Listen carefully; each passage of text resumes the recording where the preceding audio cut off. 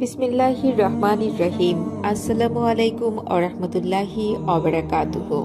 আশা করি আপনারা সকলেই অনেক ভালো আছেন। আজকে আমি আপনাদের জন্য লবণের এমন একটি আমল নিয়ে এসেছি। এই আমলটির মাধ্যমে আপনি কোটি টাকার মালিক হয়ে যাবেন। তো বন্ধুরা, আপনাদের সকলের ঘরে লবণ অবশ্যই থাকে। আপনারা কি জানেন যে লবণ দিয়ে আপনি ঘরে প্রচুর সমৃদ্ধি এবং অশেষ বরকত আনতে পারবেন? এই লবণের উপর একটি আমল করে ঘরে রাখবেন, ইনশাআল্লাহ আল্লাহ তাআলা আপনার ভাগ্য পরিবর্তন করে দেবেন। আপনারা নিশ্চয়ই এর আগে লবঙ্গের ওজিফা করেছেন, চিনিরও করেছেন, কিন্তু এটা লবণের ওজিফা। কোথা থেকে কি প্রমাণিত তাও আমি আপনাদেরকে একটি ভিডিওর ভেতর বলবো। এই লবণ দিয়ে আপনারা অসম্ভবকে সম্ভব করতে পারবেন। আপনারা ভালো করে বুঝে নিন যে আপনাদের কি করতে হবে, কোন নিয়মে কিভাবে করতে হবে এবং কিভাবে এই লবণ ব্যবহার করতে হবে। বন্ধুরা, আপনার কিচেনে অবশ্যই লবণ থাকে। আপনারা প্রথমে ছোট কাগজ নিন এবং আপনার কিচেনে যান।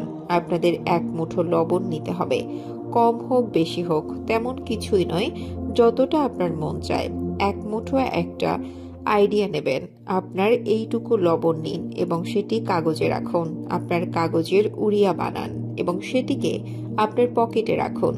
এখন আপনারা আসরের আজানের জন্য অপেক্ষা করুন।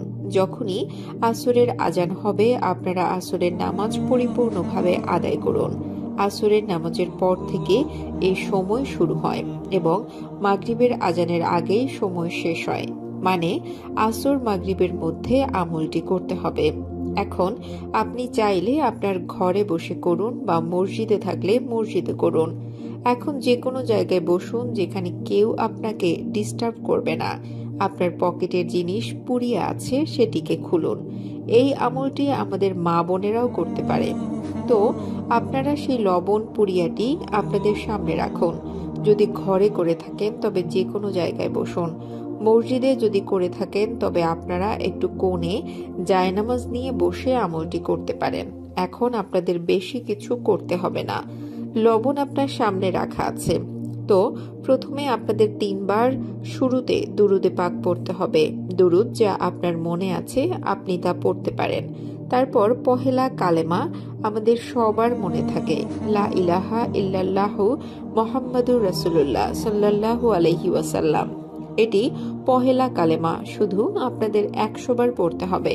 তারপর আল্লাহু আকবার, আল্লাহু আকবার, আল্লাহু আকবার এভাবে 33 বার পড়তে হবে এবং শেষ 3 বার দুরুদ শরীফ পাঠ করতে হবে, সেই দুরুদে পাক যা আপনি শুরুতে পড়েছেন।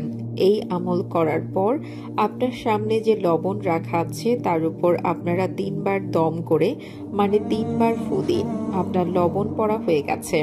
আপনাদের জীবনে পেরেশানি থাকে, সমস্যা থাকে, ঘর থেকে পেরেশানি দূর করতে চান, বাড়ির লোকজন অসুস্থ থাকে, বাসায় মারামারি ঝগড়া বিবাদ লেগেই থাকে, এই সমস্ত জিনিসগুলো থেকে যদি আপনি বাঁচতে চান তবে তার পদ্ধতিও আলাদা। প্রথমে লবণগুলো কোথায় রাখতে হবে, কিভাবে ব্যবহার করতে হবে, যে জিনিসগুলো বোঝার জরুরি। তো বন্ধুরা, আপনারা এই লবণগুলো পড়েছেন। এখন যদি আপনার মসজিদে থাকেন তাহলে লবণ নিয়ে সোজা আপনার বাড়ি যান এবং যারা ঘরে করেছেন তাহলে কোনো কথা নেই। আপনারা এটা দেখুন, আপনি আপনার ঘরে ধন সম্পদ কোথায় রাখেন, যেখানে টাকা পয়সা রাখেন, যা তার সঞ্চিত জমা পুঁজি, সেই জায়গাতে আপনি ঘরের কাউকে কিছু না বলে চুপচাপ লবণ পোড়া রাখতে হবে।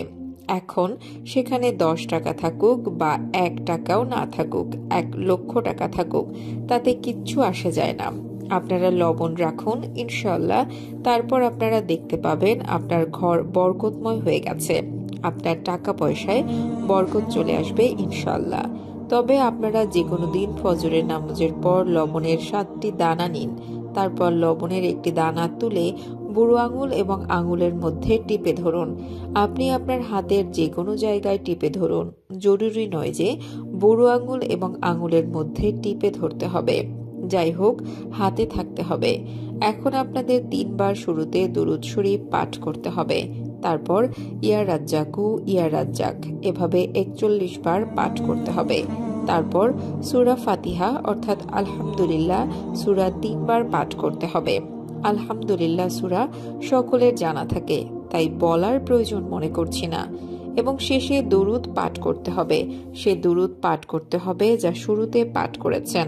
তারপর আপনারা যে লবণ একটি দানা নিয়েছিলেন তার উপর আপনারা দম করুন, অর্থাৎ লবণ দানার উপর আপনারা ফুঁ দিন। এখন সেই লবণ দানাটি তুলে আপনারা এক পাশে রাখুন। এবার লবণ দ্বিতীয় দানা একই নিয়মে এভাবে পড়ুন আর সেটিকে সাইডে রাখুন। তৃতীয় দানা তুলুন, একই নিয়মে এভাবেই পড়ুন এবং তাকে এক ছেড়ে রাখুন। 7টি জিনিস দেন আপনাদের একেবারে একই নিয়মে পড়তে হবে। এবার এই 7টি লবণ এর দানাকে আপনারা একটি ব্ল্যাক কালারের অর্থাৎ কালো রঙের কাপড়ের প্যাক করবেন এবং ওটাতে টাইট করে গিট লাগিয়ে দেবেন, মানে ওটাকে বন্ধ করে দিবেন।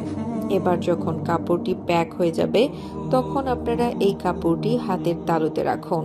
এরপর আল্লাহ তাআলার কাছে দোয়া করুন। তারপর আপনারা কাপড়ের টুকরোটি কোথাও নিয়ে গিয়ে পুড়ে ফেলুন, অর্থাৎ আগুনে পুড়িয়ে ফেলুন এবং কোনো চিন্তার বিষয় নয়, ঠিক আছে? এমন করে যখনই আপনারা এই লবণের পুরুয়াটি জ্বালাবেন, এই আমলটি অত্যন্ত পাওয়ারফুল। তো বন্ধুরা, আপনারা এই আমলটি অবশ্যই ট্রাই করুন, আপনার সমস্ত পেরেশানি দূর হয়ে যাবে। তো বন্ধুরা, এই ছিল আমাদের আজকের ভিডিওটি ভালো লাগলে অবশ্যই লাইক, কমেন্ট এবং সাবস্ক্রাইব করবেন। এবং আপনাদের যদি এই ভিডিওর বিষয়ে মতামত থেকে থাকে তাহলে আমাদেরকে কমেন্ট করে জানাবেন। আমি চেষ্টা করব আপনাদের উত্তর দেওয়ার। দেখা হবে পরবর্তী ভিডিওতে। আল্লাহ হাফেজ।